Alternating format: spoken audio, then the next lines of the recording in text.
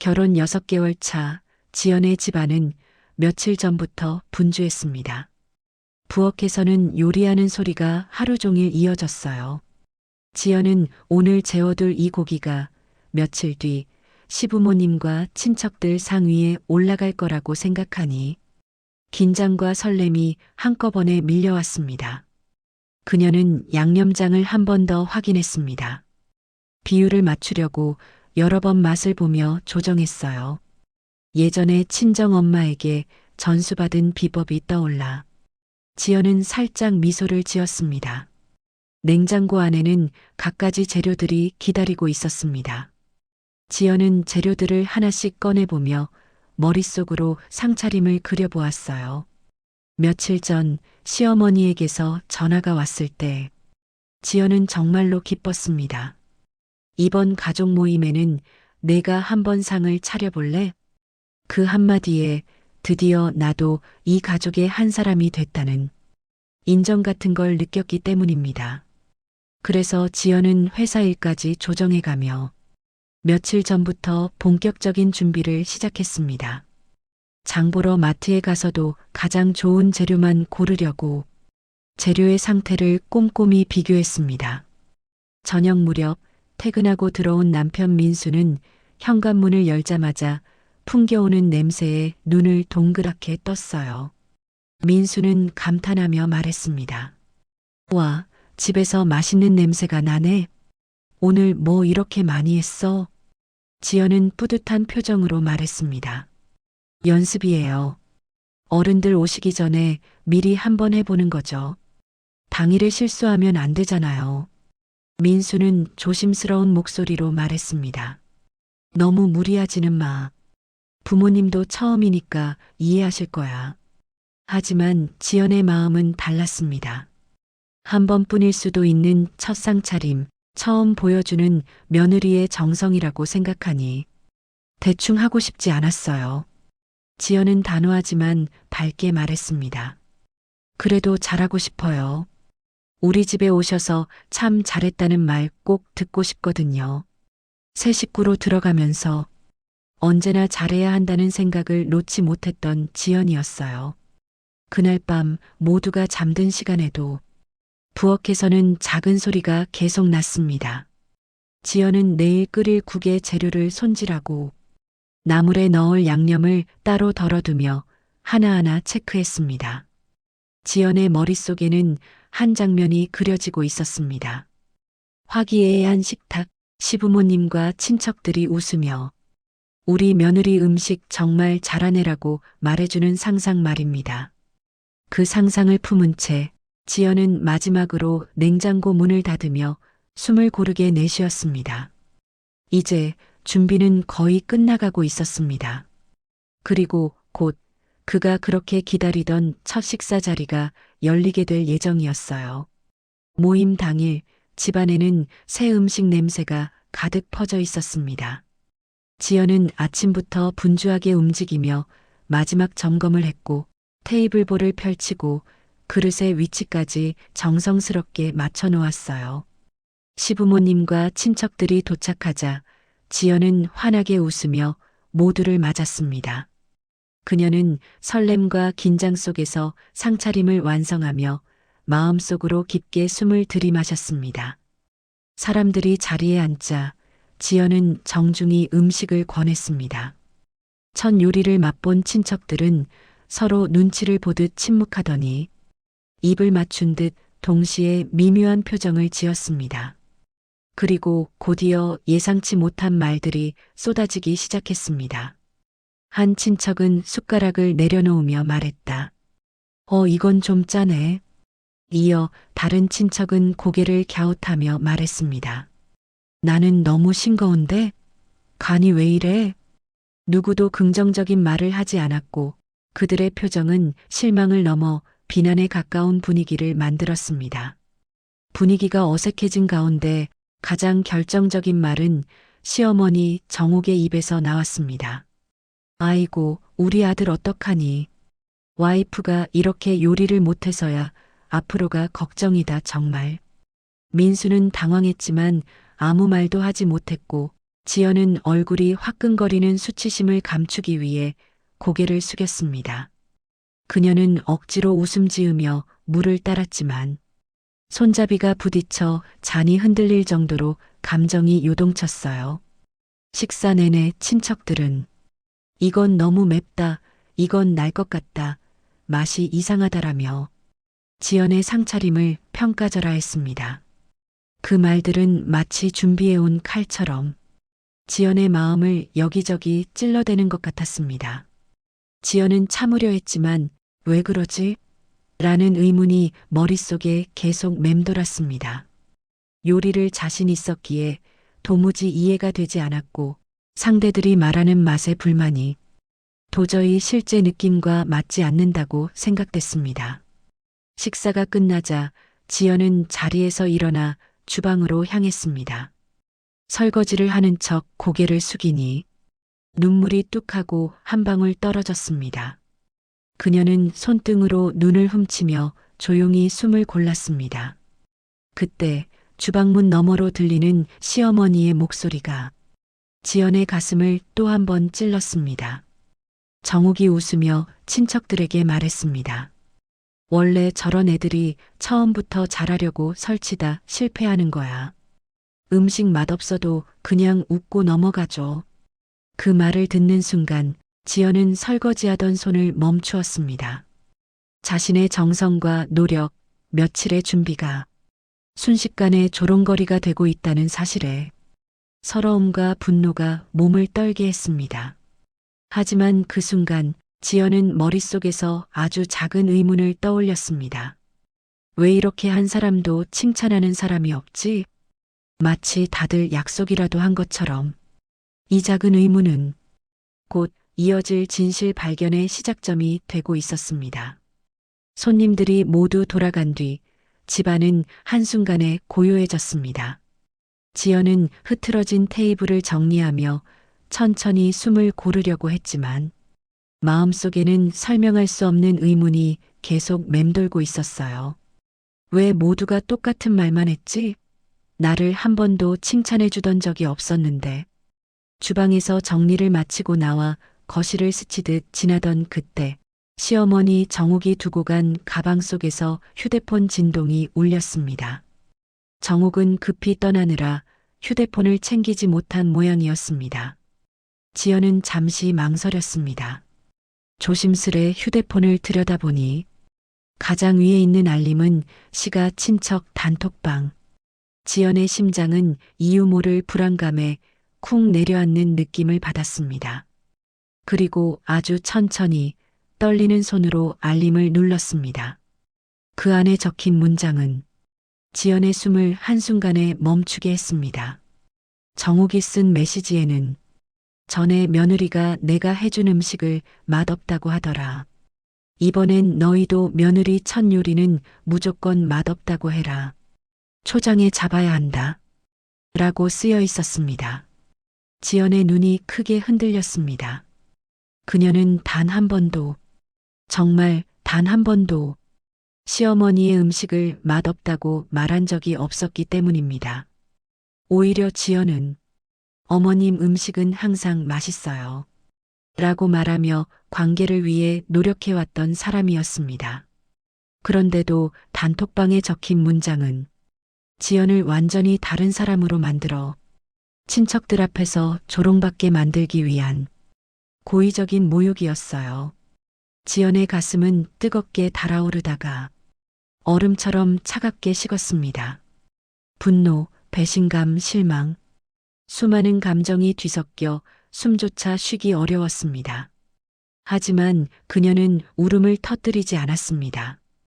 오히려 손을 단단히 잡고 휴대폰 화면을 흔들림 없이 정확하게 촬영했습니다.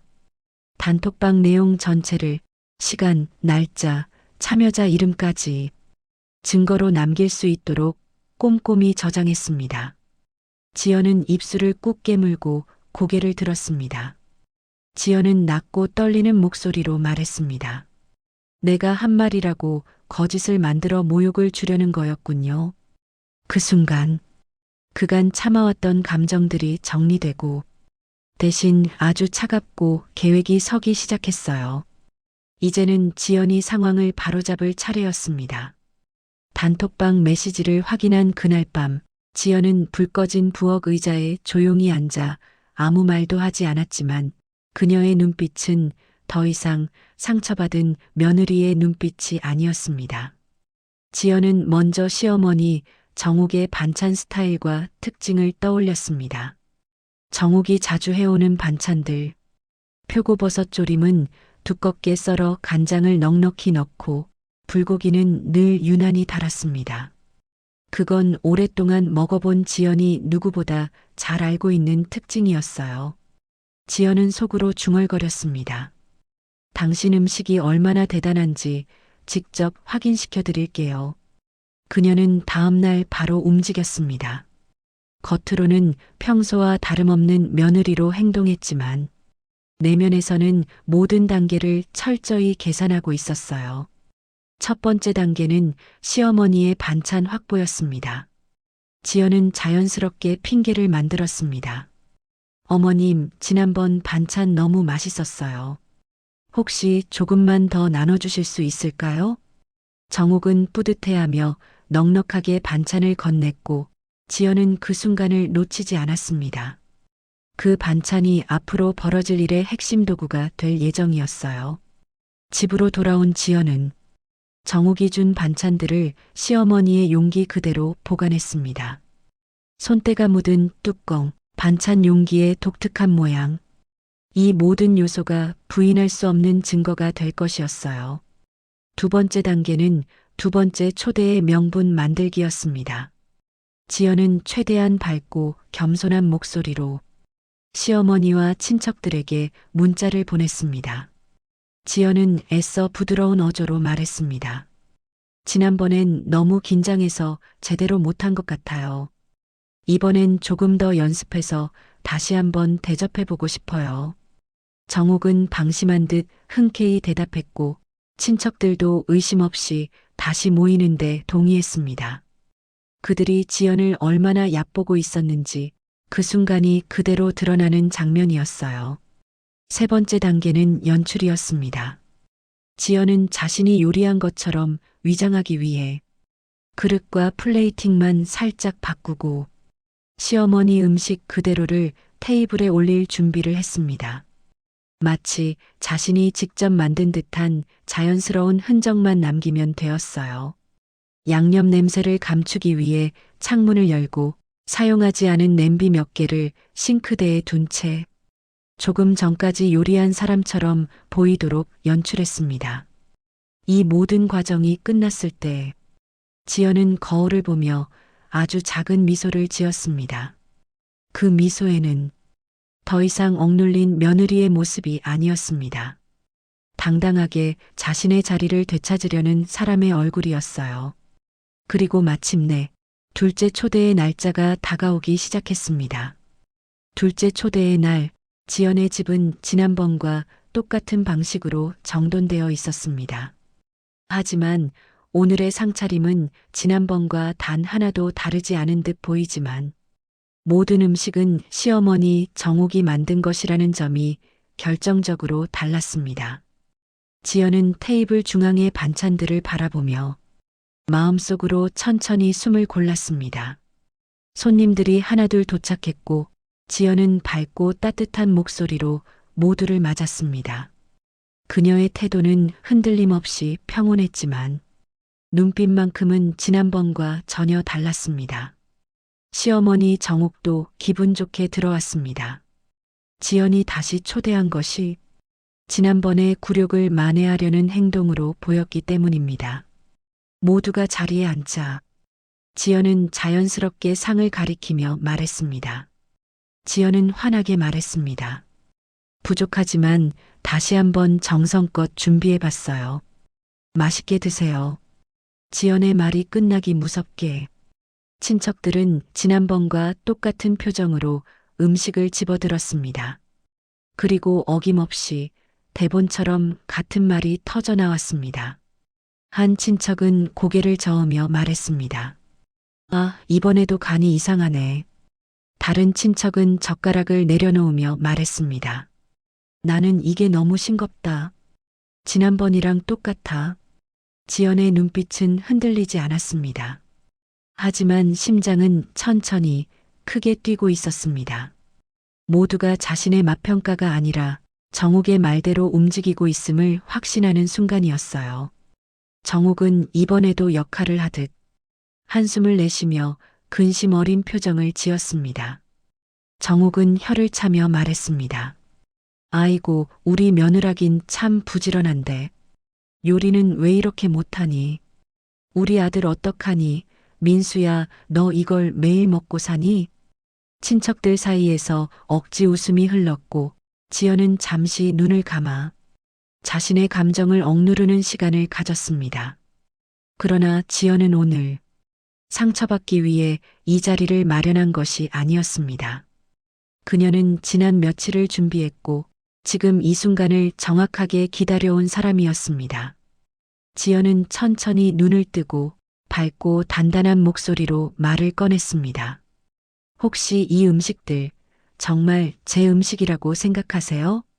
순간 식탁 위의 움직임이 모두 멈췄습니다. 친척들은 서로를 쳐다보며 어색한 표정을 지었고 정욱은 당황한 듯 눈을 크게 떴습니다. 지연은 의자를 조금 뒤로 밀며 마침내 준비해둔 진실의 순간을 꺼내놓으려 했습니다. 그 조용한 움직임 속에서 방 안의 공기는 서서히 얼어붙기 시작했습니다. 지연은 천천히 자리에서 일어나 테이블 아래 준비해둔 작은 상자를 꺼냈습니다. 그 상자에는 시어머니 정욱이 직접 붙여둔 반찬 용기 라벨, 날짜, 스티커, 손때 묻은 뚜껑까지 그대로 들어 있었어요. 식탁 위의 모든 시선이 지연에게 쏠렸습니다. 정욱은 불안한 듯 손수건을 쥐고 있었지만 아직 무슨 일이 벌어지는지 정확히 알지 못한 표정이었습니다. 지연은 아주 침착한 목소리로 말을 꺼냈습니다. 오늘 이 음식들 사실 제가 만든 게 아닙니다. 정욱은 얼굴색이 순식간에 굳어갔습니다. 지연은 상자 안에 있던 용기들을 하나씩 꺼내어 테이블 위에 올려놓기 시작했습니다.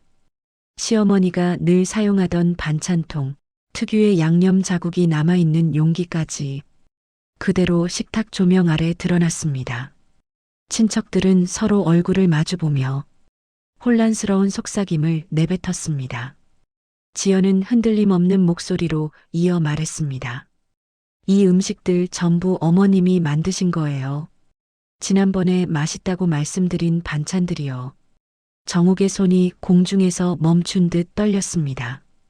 입을 열려 했지만 아무 말도 나오지 않았습니다.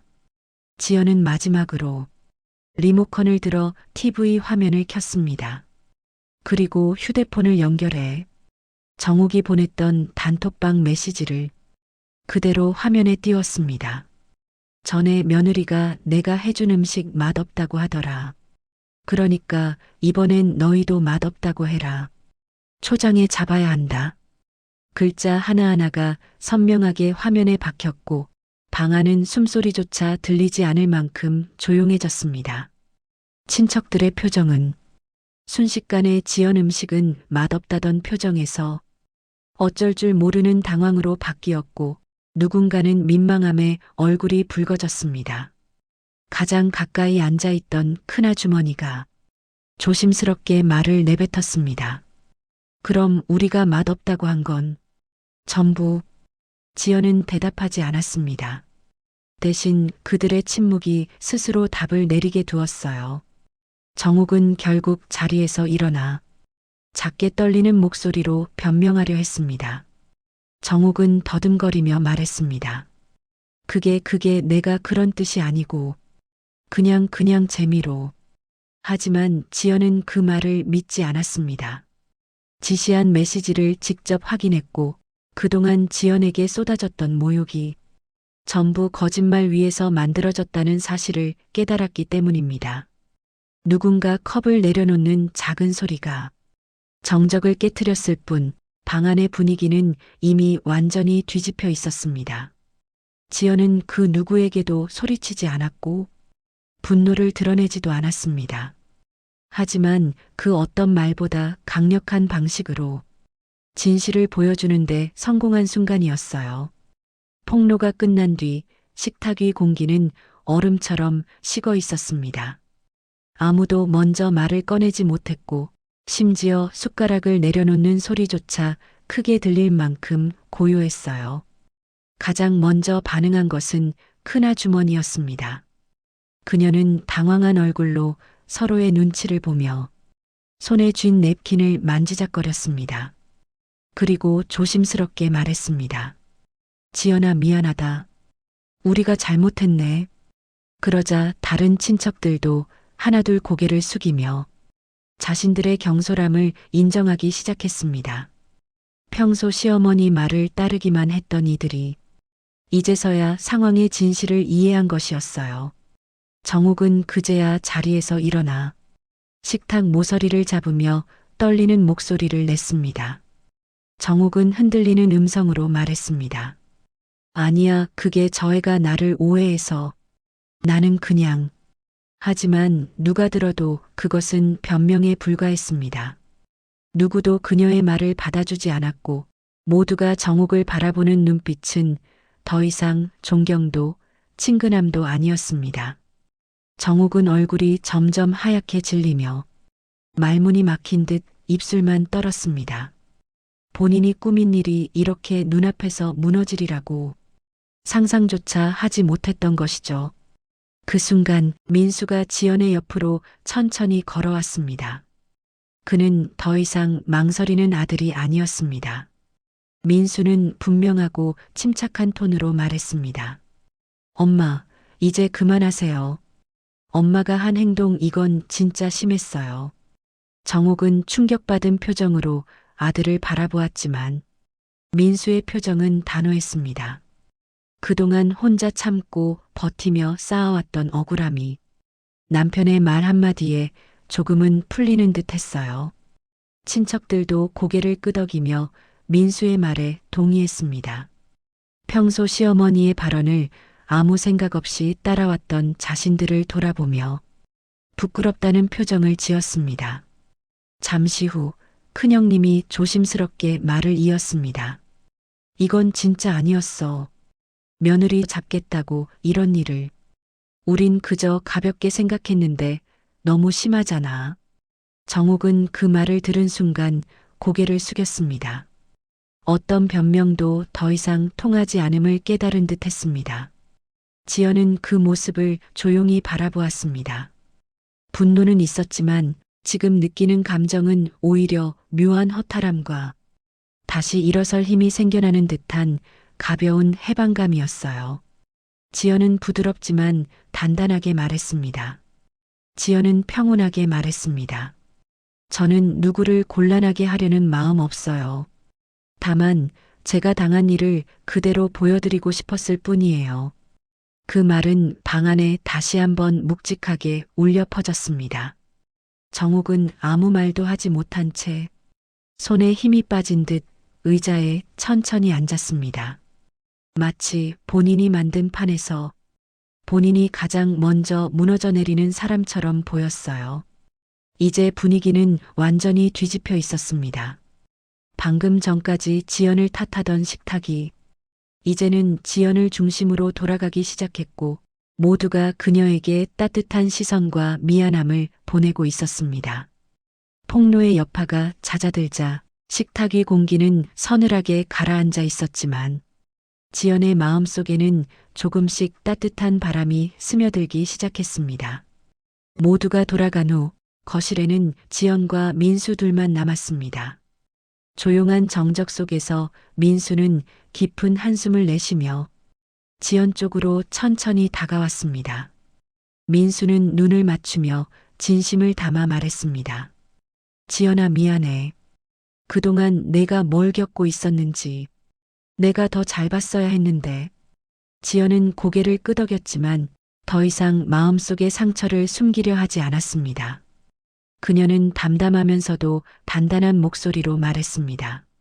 저는 그냥 잘해보고 싶었어요. 가족이 되려고 노력한 것뿐인데 마음이 너무 힘들었어요. 민수는 지연의 손을 잡고 조용히 고개를 숙였습니다. 그 손에는 미안함과 다짐이 함께 담겨 있었어요. 잠시 후 지연은 천천히 새로운 결심을 말했습니다. 앞으로는 거리를 둘 거예요. 누가 뭐라 해도 제 마음이 상하지 않도록 저 스스로를 지키려고요. 민수는 흔들림 없이 대답했습니다. 그래, 내가 내 옆에서 지킬게. 엄마한테도 분명히 말할 거야. 다시는 이런 일 없도록. 그 말은 단순한 약속이 아니라 두 사람의 관계가 새로운 단계로 들어선 순간이었습니다. 며칠 뒤 친척들은 하나둘 지연에게 연락을 보내왔습니다. 그날 너무 미안했어. 정욱이 그렇게 이간질한 줄은 몰랐네. 내가 얼마나 상처받았을지 생각도 못했어. 그 메시지를 본 지연은 조금씩 마음을 풀리기 시작했습니다. 반면 시어머니 정옥은 이번 일을 계기로 한동안 연락을 제대로 하지 못했습니다. 과거처럼 며느리를 휘두르려 했던 행동이 가족들 앞에서 완전히 드러나 버렸기 때문이었어요. 며칠 후 정옥은 조심스러운 톤으로 연락을 해왔습니다. 지연아, 그날 일은 미안했다.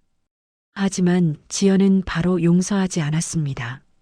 과거의 상처를 쉽게 지우는 것은 진짜 용서가 아니었기 때문입니다.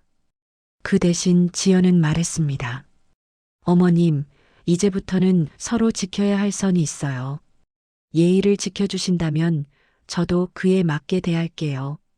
그 말은 단단하면서도 정중한 선포였고, 이제부터는 시어머니가 아니라 지연이 관계의 기준을 만드는 사람이 되었음을 의미했습니다.